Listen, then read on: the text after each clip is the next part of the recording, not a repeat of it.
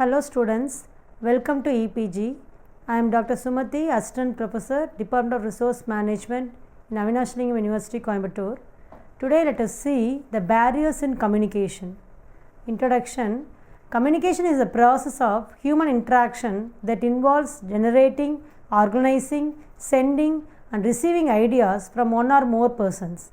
Although alarm clocks and barking dogs communicate, the emphasis here is on personal interaction. Some forms of interaction such as greetings became rituals to encourage or discourage further communication. These rituals and other habitual communication behavior can become rule-like etiquette for relationships. If people do not understand the rules or constantly break them by interrupting or making statements that are totally unrelated to a current discussion, their ideas may not be understood or carefully considered. Some of these violations of rules, such as name callings, can also become habitual in destructive relationships. Now let us see the objectives.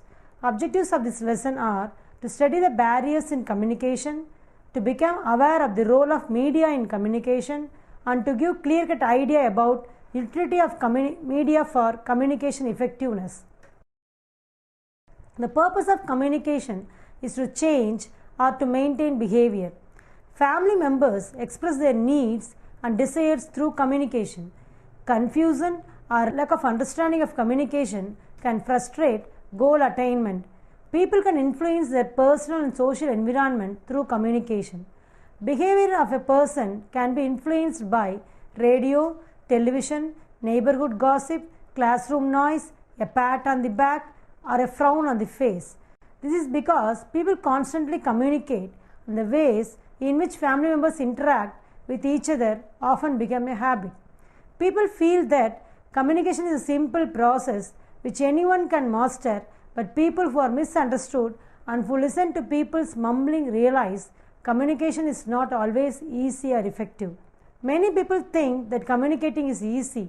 Communicating is straightforward, but what makes it complex, difficult and frustrating are the barriers we put in the way. Here are the top barriers in communication. First one, let us see the physical barriers. They are often due to nature of the environment. Thus, for example, the natural barrier which exists if staff are located in different buildings or on different sites.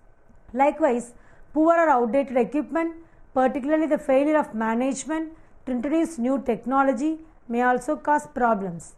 Staff shortages are another factor which frequently causes communication difficulties for an organization, while distractions like background noise, poor lighting, or an environment which is too hot or cold can all affect people's morale and concentration, which in turn interfere with effective communication.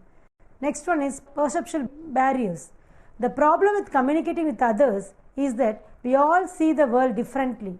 If we did not, we would have no need to communicate. Something like extrasensory perception would take place. The following anecdote is a reminder of how our thoughts, assumptions and perceptions shape our own realities. A traveler was walking down a road when he met a man from the next town. "Excuse me," he said, "I am hoping to stay in the next town tonight. Can you tell me what the townspeople are like?" "Well," said the townsman, "how did you find the people in the last town you visited?" "Oh, they were an irascible bunch, kept to themselves, took me for a fool, overcharged me for what I got, gave me very poor service." "Well, then," said the townsman, "you will find them pretty much the same here." The examples of perceptual barriers that prevent individuals from effective communication include perceptual filters. We all have our own preferences, values, attitudes, origins, and life experience that acts as filters on our experience of people, events, and information. Seeing things through the lens of our own unique life experiences or conditioning may lead to assumptions, stereotyping, and misunderstandings of others whose experience change from our own. Next one is triggers and cues.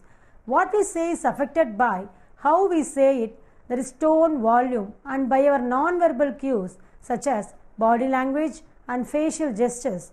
For example, we may recognize a situation differently if the person we are speaking with is smiling or frowning has body odors and is standing too close or is not giving us direct eye contact. The next one is psychological barriers. The psychological state of the communicators will influence how the message is sent, received, and perceived. For example, if someone is stressed, they may be preoccupied by personal concerns and not as receptive to the message as if they were not stressed. Stress management is an important personal skill that affects our interpersonal relationships. Anger is another example of a psychological barrier to communication. When we are angry, it is easy to say things that we may later regret and also to misinterpret what others are saying. More generally, people with low self-esteem may be less assertive and therefore may not feel comfortable communicating. They may feel shy about saying how they really feel or read negative subtext into messages they hear. The next one barrier is emotional barriers. One of the chief barriers to open and free communication is the emotional barrier. It is comprised mainly of fear, mistrust, and suspicion. The roots of our emotional mistrust of others lie in our childhood and infancy when we were taught to be careful what we said to others. Mind your P's and Q's. Don't speak until you are spoken to. Children should be seen and not heard. As a result, many people hold back from communicating their thoughts and feeling to others. They feel vulnerable, while some caution may be wise in certain relationships. Excessive fear of what others might think of us can stunt our development as effective communicators and our ability to form meaningful relationships. Examples of emotional barriers that avoid individuals from effective communication include: first one is anger. Anger can influence the way our brain processes information given to us.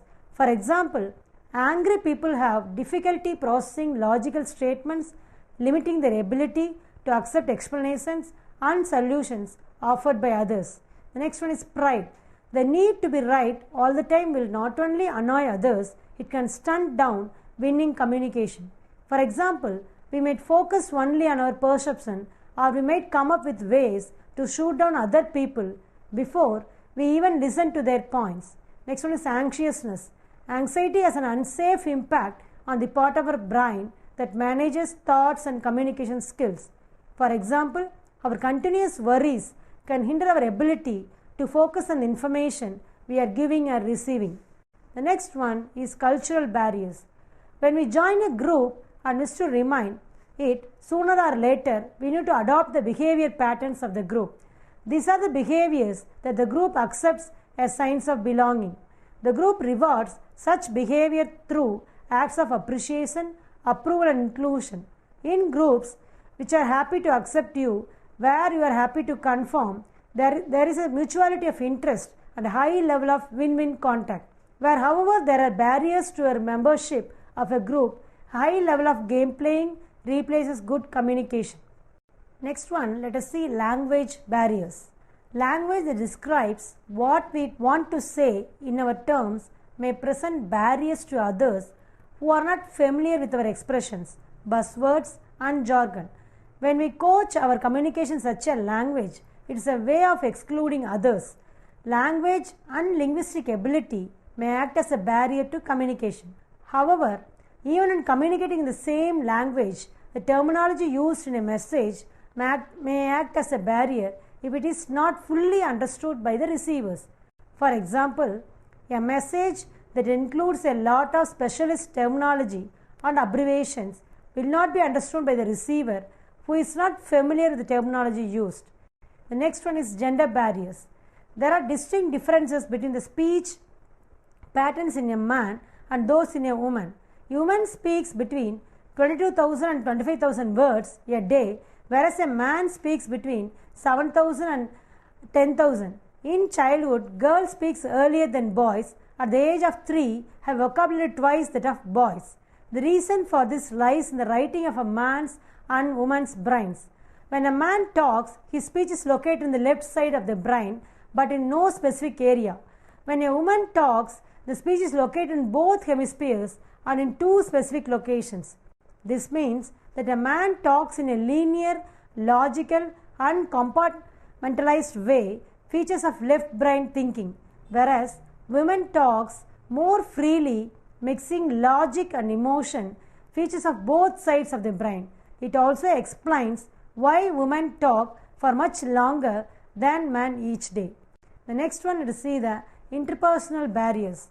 There are 6 levels at which people can distance themselves from one another. First one is withdrawal. Withdrawal is an absence of interpersonal contact. It is both refusals to be in touch and time alone. Next one is rituals. Rituals are meaningless, repetitive routines devoid of real contact. Next one is pastimes. It will fill up the time with others in social but superficial activities. Then working activities. Those tasks which follow the rules and procedures of contact but no more. Then games. These are subtle, manipulate interactions which are about winning and losing. They include rackets and stamps.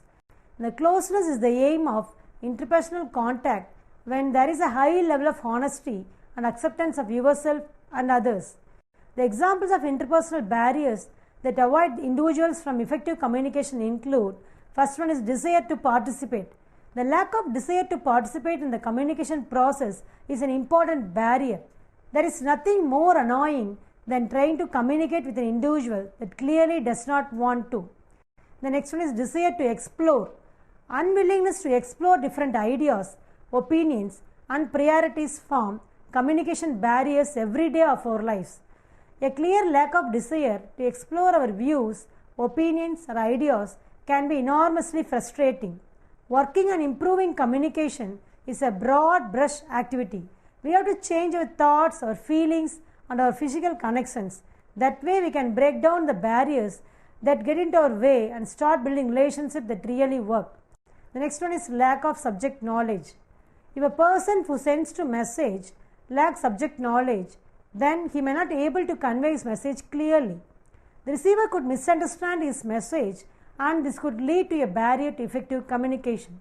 Then the last one is stress. One of the major communication barriers faced by employees in most of the organizations is stress. When a person is under immense stress, he may find it difficult to understand the message, leading to communication distortion. At the time of stress, our psychological frame of mind depends on our beliefs, experiences, goals, and values. Thus, we fail to realize the essence of communication. The next topic we have to see is utility of media for communication effectiveness. In today's world, media has made a very special place for itself in our lives. It has become as important as food and clothing. It is playing a very significant role in making the world smaller. It also informs us about the world happenings. It is like a mirror of the society which reflects each and everything about the society to us. However, commercialization is slowly coming into the media. The media has a huge responsibility of conveying the truth and relevant information to the common man. But somewhere it seems to be taking to a backseat for media person as they are focusing more on commercialization. Media is not just confined to inform us about the world's happenings and serving as a means to connect with people. In fact, it affects our thinking pattern as well. The way we think and perceive various issues about the world is also shaped up by the media.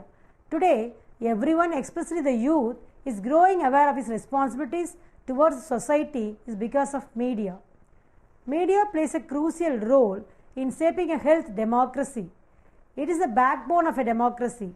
It makes us aware of the various social, political, and economical activities happening around the world.